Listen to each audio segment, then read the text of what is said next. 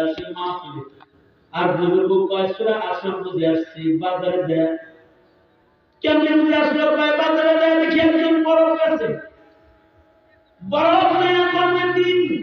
সন্ধ্যাবেলায় ইফতার করবি বরফ বিক্রি করে গরমের দিন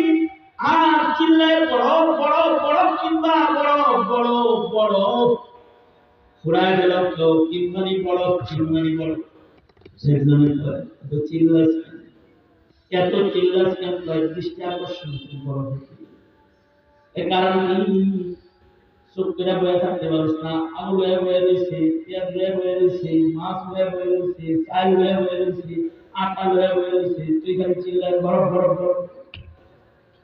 বরফের মালিক কয় বুঝলাম না আলু যেমন আছে তেমনই থাকবো আটা যেমন আছে তেমনই থাকবো কমবো না পেঁয়াজ যেমন আছে এমনি থাকবো কমবো না কিন্তু আমার বরফ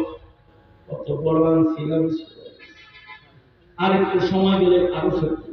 আর একটু সময় দিলে আরো শক্তি পাত্রের ভেতরে যদি বরফের অস্তিত্ব শেষ হয়ে যায় তাহলে ব্যবসায় বাঁচে লস থেকে বাঁচার জন্য বড় বড় করি আল্লাহ তাআলা মানুষকে